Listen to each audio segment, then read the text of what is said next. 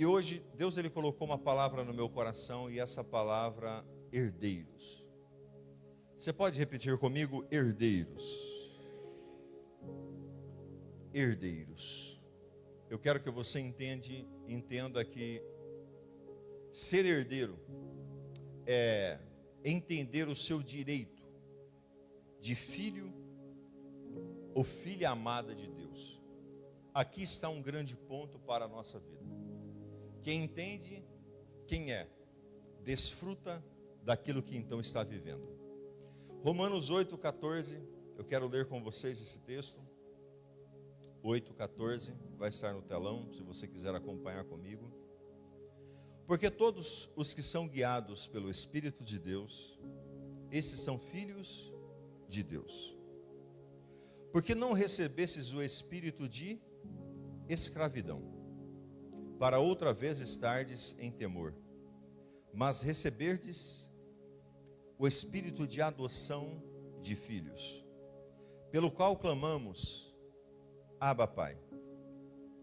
O mesmo Espírito testifica com o nosso espírito que somos filhos de Deus. E se somos filhos, somos logo herdeiros também. Herdeiros de Deus e cordeiros de Cristo. Se é certo que com Ele padecemos, para que também com Ele sejamos glorificados. Porque para mim tenho por certo que as aflições desse tempo presente não são para comparar com a glória em que nós há de ser revelada. Você pode dar um glória a Deus? Eu disse aqui na quarta-feira e na sexta também, na nossa reunião de liderança, na sexta-feira, que a nossa igreja é uma igreja pentecostal. E a igreja pentecostal, nós então nos manifestamos de forma espontaneamente durante a reunião. Então você tem liberdade para glorificar a Deus. Você tem oportunidade de dar aleluia, de então bater palmas, de então manifestar a sua fé. A fé, nós então, o nosso corpo ele reage àquilo que nós ouvimos. Repare que tem hora que nós recebemos alguma direção, alguma palavra, alguma situação, ou estamos cantando algum louvores e nós nos arrepiamos. Aquilo é o quê? O seu corpo sentindo então algo que o Espírito Santo quer fazer na tua vida. E por isso há uma necessidade de uma manifestação também nossa sobre isso. Mas acompanhe comigo então essa explanação dessa mensagem. Veja bem, eu quero que você compreenda que nós somos filhos. E quando nós entendemos então o princípio de ser filhos, nós passamos a ser herdeiros. Eu vou dar um exemplo para vocês e eu não sei, não conheço da história de todo mundo, se algum de vocês aqui foram adotados. Mas imagine uma história. Imagine então agora aqui um pai, uma mãe, um homem e uma mulher, que então tem muita posse, tem dinheiro, tem uma posse financeira muito alta. E de repente então ele vai lá então nas ruas. E lá nas ruas ele adota uma criança que está lá, que de repente foi abandonado pelos seus pais e estão vivendo lá, mas essa criança já é um rapazinho ou uma mocinha. E esse casal pega então essa criança que estava vivendo de forma bem ruim. Não tinha roupas adequadas, não tinha alimentação então adequadas. Vivia então uma vida sempre com o mínimo que alguém dava para ela. E de repente essa criança ela entra em uma casa luxuosa, uma casa bonita. Uma casa então onde tem pessoas para o servir. Uma casa onde na geladeira tem tudo que ela gostaria de comer e até algumas que ela nem sabe o que significa. Ali então a comida era as melhores comidas que eram servidas então para aquela criança. E aquele homem e aquela mulher diz assim para aquela menina ou para aquele menino: olha, você agora pode usufruir de tudo isso. Você agora será minha filha, será agora meu filho. E eu quero que você então usufrua de tudo isso. E aquela menina então, aquele menino para e diz assim: poxa, mas eu não vou me sentir bem fazendo isso. Eu não vou ter então a liberdade de poder fazer isso. E ali então aquela criança, aquele pré-adolescente começa então a ter algum tipo de nervosismo, alguma situação, e ela não consegue desfrutar daquilo que aquela família está entregando para ela. Aqui eu estou contando uma história para você, mas essa história é a realidade de muitas pessoas que estão vivendo hoje. E eles então ali tentam, insistem com aquela criança, mas a criança então decide ir embora. E aquela criança decide continuar então na rua. Aquele adolescente decide continuar então na rua e não se beneficiar daquilo que aquele casal estava propondo para eles. Ou seja, aquele casal pegou aquela criança, colocou dentro da casa e disse: agora você é meu filho, quero que você seja herdeiro de tudo aquilo que eu possuo, né? E você só precisa desfrutar. Você só precisa crer. Pastor, isso não acontece. Acontece. Pastor, isso não existe. Existe. O tempo todo, Deus está chamando os seus filhos, que está então em uma vida completamente difícil, uma vida de enfermidade, uma vida de briga conjugais, uma vida então de pensamentos horríveis, sentimentos então horríveis, e Deus, que é o nosso Pai, Ele chega e diz assim: venha, eu tenho algo novo para você. Eu quero que você desfrute então de algo novo. Eu quero que você coma nessa mesa. Eu quero que você então se beneficie então dessa oportunidade.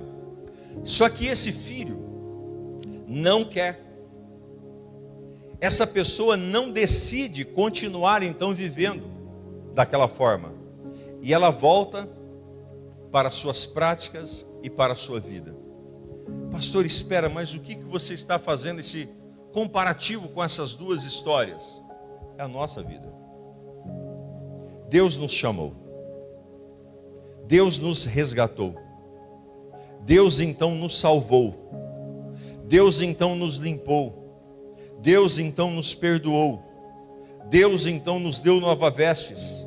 Deus então nos deu uma nova oportunidade. Só que Deus, irmãos, Ele é extremamente diferente, oposto do diabo. O diabo fala: você tem que fazer isso. Deus não. Deus fala assim: meu filho, eu tenho essa caneca de água com água gelada para você beber. Só que você só vai beber se você pegar a caneca e levar ela então à sua boca. Eu não vou fazer com que você tome a água se você não quiser. Eu não vou fazer com que você seja forçado a algo que você não quer. Então, tente compreender como é o trabalho do Senhor. Deus, Ele é o Pai. E um Pai que tem tudo. Ele tem então tudo o que você precisa. Ele tem tudo o que você necessita. A Bíblia diz que o sacrifício na cruz do Calvário, aleluia, ele foi então completo e absoluto. Ele nos limpou, Ele nos perdoou, Ele nos santificou, Ele nos curou, Ele nos salvou, Ele nos libertou, Ele fez tudo por nós, aleluia. Só que eu e você só precisamos o quê? Crer. Espere, agora eu não sou mais um escravo. Espere, agora eu não sou mais forçado a viver uma vida ruim. Não. Agora eu decido ser filho. Eu decido ser filha. Eu decido me beneficiar daquilo que o Senhor Ele tem para nós. Então aqui está. É extremamente importante, amados, que vocês entendam, compreendam e aceitem serem então filhos. E se você for filho, se você for filha, você será também herdeiro. Os meus filhos, os nossos 4 filhos, certo? Os nossos 4 filhos, se eu e a pastora fecharmos os nossos olhos aqui nessa terra, eles herdarão aquilo que nós construímos durante toda a nossa vida. Você concorda com o que eu estou falando? Está certo o que eu estou falando? Sim ou não? Então assim fica para os nossos filhos. Deixa eu te dizer. Só que se eu tivesse então adotado uma criança, e eu não tivesse 4 filhos, e tivesse então 5 com um adotado, junto então com a minha família, essa criança adotada teria também o mesmo direito que os meus 4 filhos, sim ou não? E se eu morresse, a pastora morresse, eles também se beneficiariam de tudo aquilo que nós temos também, como os nossos outros filhos? Nós somos adotados por Cristo.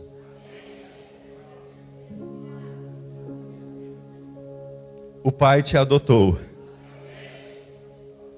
Você então é um filho amado, uma filha amada do Senhor, aleluia.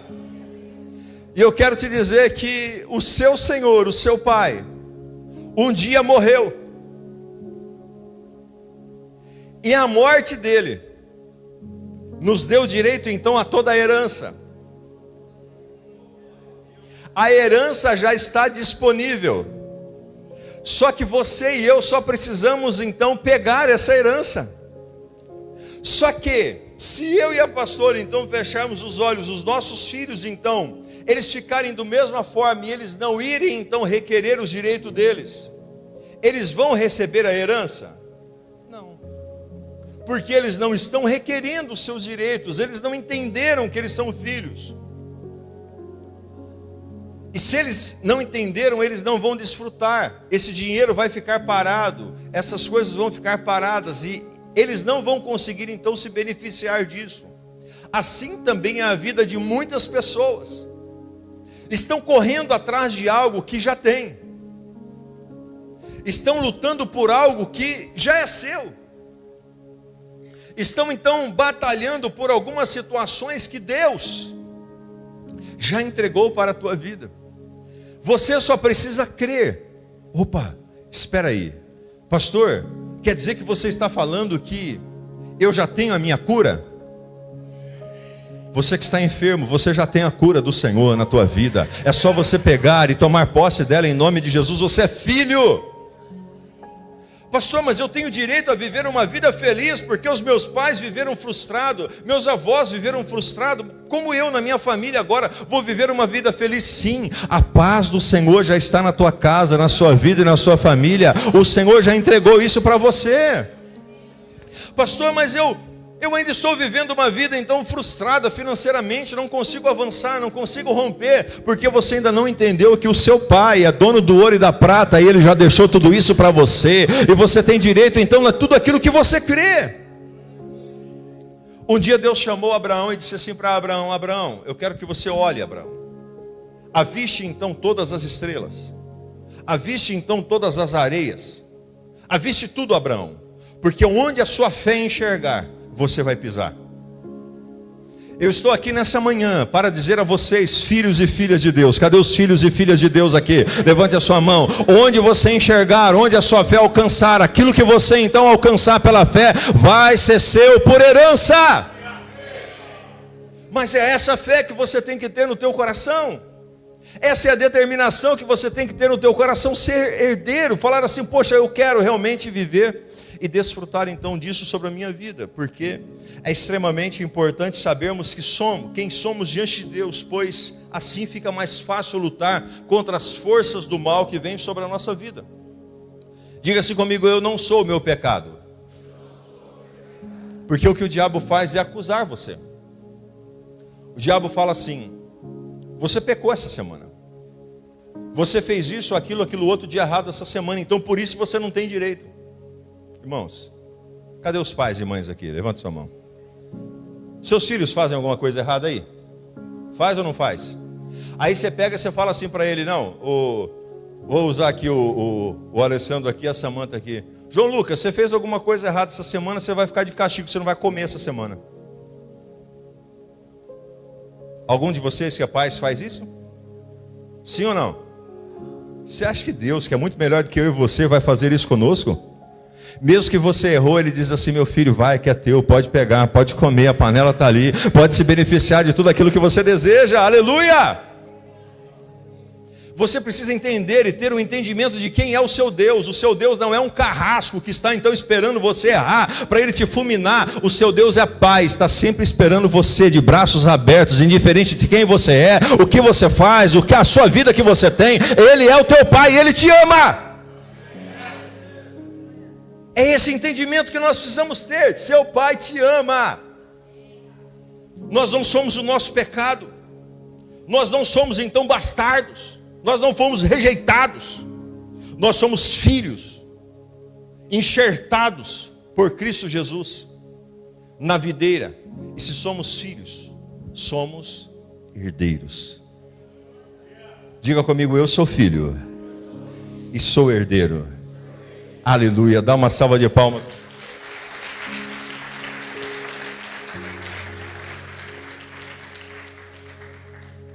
Pastor, mas para mim ser herdeiro de Deus de verdade, o que eu preciso fazer? Primeira coisa, você precisa viver na dependência do seu Pai. Sabe o que está acontecendo? As pessoas então hoje espiritualmente estão querendo viver como vivem fisicamente. A pessoa fisicamente, ela, à medida que ela começa a ter algumas coisas, ela fala, não preciso mais de você, Pai. Deixa o Pai então de lado e vai então seguir a vida. E está tudo certo. Isso é muito bom para a forma física, mas espiritual não. Porque espiritualmente você sempre precisa estar na dependência do seu Pai. A Bíblia diz em Mateus 6,8, porque se o seu Pai sabe do que vocês precisam, antes mesmo de o pedirem. Todos os nossos filhos, nós olhamos para eles e nós sabemos. O Rafa tem 28. Fez 29 ainda não? Já fez 29? Ixi. Tentei aí dar uma melhorada aí. Rafa tem 29 anos e quando ele chega em casa, conversa um pouco conosco. Quando a gente conversa então, eu e a pastora sempre falam, o Rafa está assim ou o Rafa está assim. Nós sabemos então como ele está, através daquilo que ele está conversando conosco. Se ele está bravo, se ele está preocupado, se ele está com alguma situação, enfim. Nós então sabemos. Então seu Pai, ele sabe muito bem do que você precisa. Seu Pai, ele te conhece por dentro e por fora. E Ele sabe exatamente a sua necessidade. Eu quero te dizer que hoje você sai daqui com o seu milagre nas suas mãos. Você sai daqui com a sua vitória nas suas mãos. Viva na dependência do Senhor. Segunda coisa que é importante nós sabermos para sermos então herdeiros, precisamos ser um eterno aprendiz. A palavra do Senhor nos ensina que nós devemos conhecer ao Senhor e prosseguir conhecendo ao Senhor. Você precisa ter prazer em conhecer Deus, em conhecer as coisas de Deus, em conhecer aquilo que Deus então faz por nós, fez por nós e está fazendo então por nós. Seja um eterno aprendiz da Bíblia, da palavra, do conhecimento. Olha o que o próprio Jesus ele fazia em Lucas 2. Depois de 3 dias o encontraram no templo, sentado entre os mestres, ouvindo-os e fazendo-lhes perguntas. Todos os que o ouviam ficavam maravilhados com seu entendimento e com suas respostas. Eu e você precisamos ser aprendiz. Nós nunca vamos saber tudo. Nós nunca vamos estar preparados então totalmente. Por isso que nós estamos aqui nesse domingo, para aprender do Senhor, receber do Senhor, recarregar a nossa bateria, para vivermos então uma semana de excelência, uma semana de vitória, uma semana então de milagres no nome de Jesus, amém ou não amém? Terceira coisa que é importante para sermos filhos, herdeiros, cultivar a pureza do teu coração.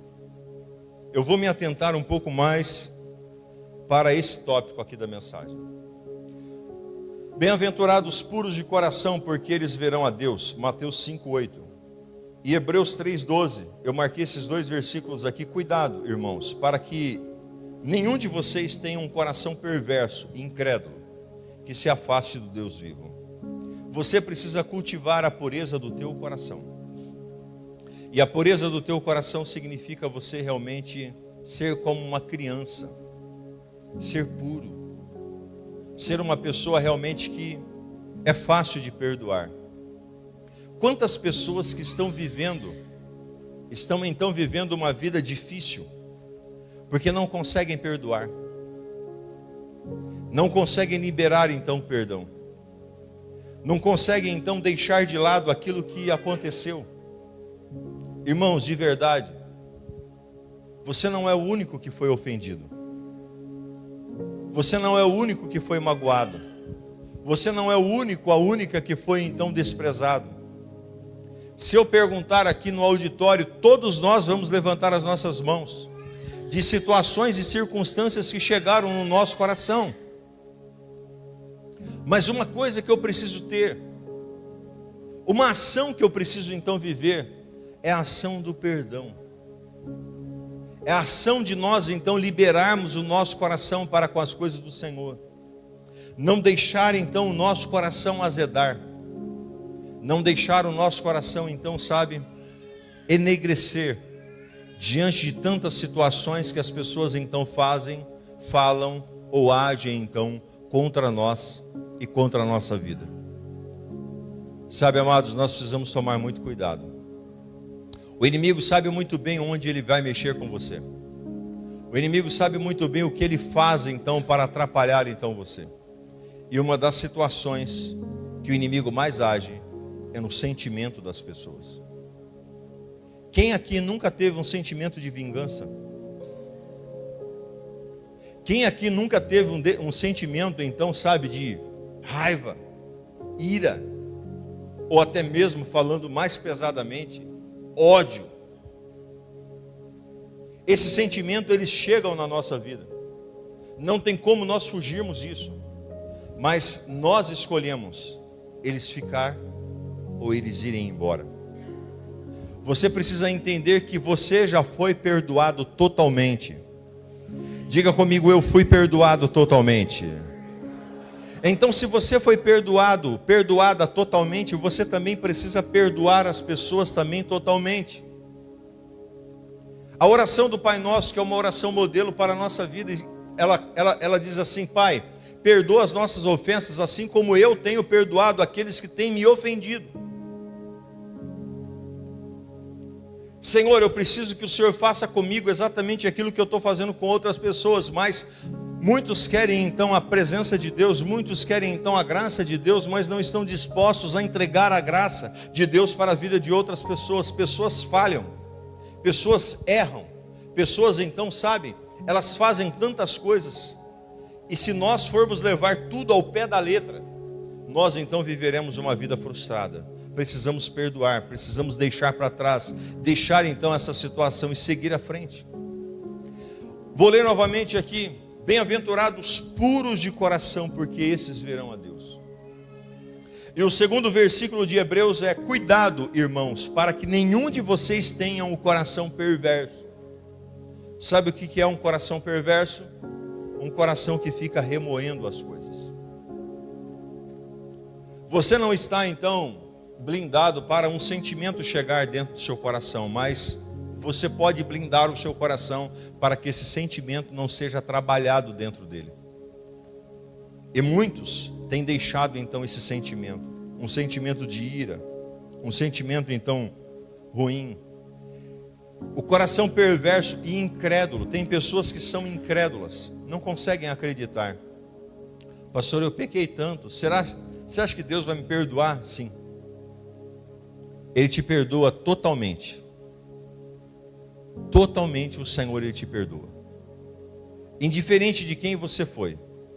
indiferente do tamanho dos seus pecados, o Senhor, Ele te perdoa. Então cultive o coração, a pureza então no seu coração. Quarta direção que eu te dou para você nessa manhã: descanse no meio das tempestades. Filhos, herdeiros, todos, mas passamos por tempestades. Não tem como nós vivermos uma vida plena. Vai ter dias que vai ser mais difícil. Tem dia que você acorda num domingo de manhã e o sol está lá estralando, aquele sol bonito, né? Aquele tempo claro, aquele céu azul. Tem dia que você acorda como nós acordamos hoje, o tempo turvo, os ventos frios, aquela névoa seca. Essa é a vida que nós então vivemos. E precisamos então o tempo todo estar olhando para isso e sabendo que as tempestades elas vão acontecer na nossa vida. Tempestades na saúde, tempestades no casamento, tempestades na família, tempestade no trabalho, tempestade dentro da igreja, tempestade nos pensamentos. Mas você precisa descansar. Coloque a mão no ombro dessa pessoa carinhosamente que está do teu lado e diga assim: descanse no Senhor. Marcos 4,37 diz assim: levantou-se um forte vendaval e as ondas se lançaram sobre o barco, de forma que esse foi se enchendo de água. Jesus estava na popa, dormindo com a cabeça sobre um travesseiro. O barco estava quase sendo destruído e Jesus estava dormindo no barco. É assim que nós temos que fazer. Você precisa deitar a sua cabeça no travesseiro e descansar. E aí os discípulos acordaram ele e clamaram: mestre, não te importas que morramos? O Senhor estava descansando no meio de uma grande tempestade. Você pode descansar no meio da tempestade. Mateus 11:29, receba essa palavra: tomem sobre vocês o meu jugo e aprendam de mim, pois sou manso e humilde de coração, e vocês encontrarão descanso para suas almas. A alma das pessoas está acelerada. Nunca houve tantos problemas, então, emocionais como nós estamos vivendo hoje. Pessoas ansiosas, pessoas depressivas, pessoas angustiadas, pessoas então aceleradas, pessoas descontentes. Tudo isso porque há uma aceleração dentro de nós, que tudo está então cooperando, a mídia, a tecnologia e tantas outras coisas mais, nos fazendo então viver isso, viver comparação, viver então situações. Veja, as pessoas hoje em dia se comparam umas com as outras, e aquilo criam tempestades mentais, achando que tudo é mil maravilhas, mas não é. Então você precisa descansar, tomar sobre vocês o jugo do Senhor e aprender dele, que ele é manso e humilde de coração. Ou seja, descansar no Senhor. Filhos e herdeiros confiam no Pai. Sabe que o Pai está no controle da vida.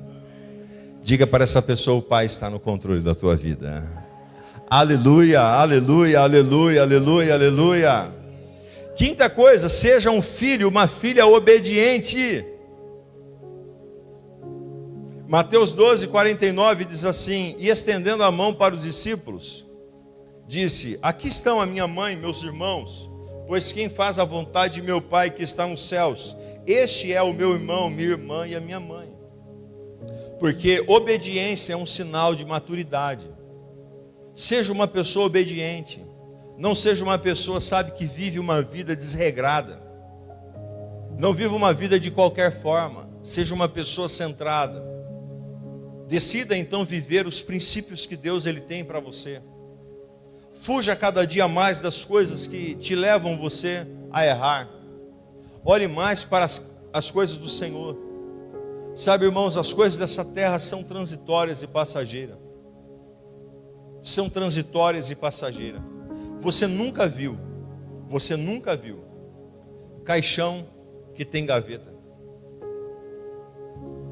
Você nunca vai ver então um caminhão de mudança atrás de um cortejo funeral. Você nunca vai ver. Você não vai ver isso. Por quê, pastor? Porque depois da morte não tem mais o que nós fazermos com as coisas que estão aqui. Só que tem pessoas que estão lutando tanto. Tem pessoas que então correm atrás tanto das coisas dessa terra, mas então não conseguem entender e se preocupar com as coisas eternas que o céu tem preparado para a nossa vida. Porque a sua salvação, a sua alma é mais importante do que qualquer outra coisa. Aleluia. Deus te trouxe aqui nessa manhã para salvar a sua alma, para libertar a sua alma, para purificar a sua alma, para abençoar a sua alma. E indiferente daquilo que esteja acontecendo, a Bíblia diz que as demais coisas virão à sua vida. E sexto, ame genuinamente a Deus e as pessoas. Seja uma pessoa com um coração bom. Tem pessoas que são amargas. Tem pessoas que não decidem amar. Olha para uma pessoa, olha para Rafaela. Acertei hoje. Não gostei da Rafaela. Não quero conversa com ela. Fecha o coração com ela. Você precisa então ser uma pessoa que decide amar, olhar como Jesus amou, enxergar as pessoas como Jesus então enxergava, decidir amar a Deus acima de todas as coisas. Deus é mais importante do que tudo para você. Decida amar o próximo. E quem é o seu próximo? São as pessoas que Deus cruza no teu caminho. Pessoas cheias de defeitos. Pessoas então com tantas situações que tem hora que você olha e fala, será que vale a pena? Sim, vale a pena. Porque Jesus pagou o preço também por aquela vida. Para perdoar também aquela pessoa também, para levar ela também para o céu. João 15:12 diz assim: o meu mandamento é esse: amem-se uns aos outros como eu os amei. Ninguém tem maior amor do que aquele que dá a sua vida pelos seus amigos. Deus ele amou, Deus ele entregou, Deus ele fez para que eu e você tivéssemos então a vida e a bênção e a transformação. Diga comigo, eu sou filho, sou herdeiro de tudo aquilo que Jesus conquistou na cruz do Calvário. Pastor, eu tenho direito então à minha salvação? Sim, ela é de graça.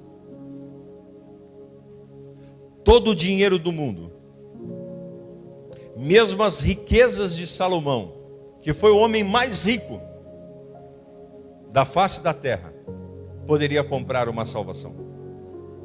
Pense em um homem muito rico. Não sei como que está então a escala dos bilionários. Qual que é o mais rico? Ele não pode comprar a sua salvação. Não pode. Ele não pode comprar a cura. Não pode. Dinheiro nenhum compra a cura. Compra um tratamento bom, mas não compra a cura. Dinheiro nenhum compra uma família. Pode construir algumas coisas, mas não compra a família. Dinheiro nenhum compra amigos de verdade. Então veja, tire os olhos daquilo que são passageiros e coloque os olhos naquilo que é então eterno. A sua alma é muito importante para Deus. A sua salvação é extremamente importante. Não saia daqui dessa manhã sem a certeza da sua salvação. A sua salvação precisa estar firmado. Pastor, mas eu vivi uma vida tão errada, pastor. Quem também viveu uma vida tão errada aí? Levanta a mão aí, deixa eu ver quantos? Todos. Vivíamos uma vida errada. Mas então o sangue de Jesus nos purificou. E agora eu entendo que já não sou eu mais quem vivo, e sim é Cristo quem vive em mim. Aleluia. Hoje nós temos o batismo. Esse casal, essa família que vão então descer as águas do batismo já já. O batismo significa a morte de pessoas com traumas, pessoas com problemas, pessoas com situações, a morte. E o nascimento então de um filho, de uma filha amada do Senhor. É isso que significa então o batismo. Contudo, João 1,12: aos que o receberam e aos que creram em seu nome, deu-lhes o direito de se tornarem filhos de Deus. Você já o recebeu como seu Salvador? Você crê no nome do Senhor Jesus? Então o Senhor, Ele diz: eu te fiz filho. Você então é filho, você então é filha. Filha amado, filho amado do Senhor e herdeiros. Vamos voltar agora aqui, enquanto a equipe de louvor então sobe aqui comigo. Eu quero que volte comigo naquela história do começo, daquele casal rico, que chama então um adolescente, um garoto na rua, adota ele, leva ele para dentro da casa dele e fala assim para aquele garoto: meu filho, agora eu quero que você então se beneficie de tudo que nós temos aqui. Você vai ter tudo que nós temos. Você vai poder comer tudo que você então quiser. Você vai poder então vestir as roupas que então tem nessa casa. Você vai poder então desfrutar de tudo aquilo que existe aqui. E você é esse filho. Você é essa pessoa que o Senhor Ele te trouxe. Só que a decisão de querer viver isso, sim ou não, é só tua. Ou você fica dentro e desfruta daquilo que o Pai, que está te adotando, quer te entregar, ou você vai acabar então vivendo a sua vida de uma forma comum, com as suas forças, e aí você pode voltar então para a situação da qual você estava. Diga comigo: decisões definem destino.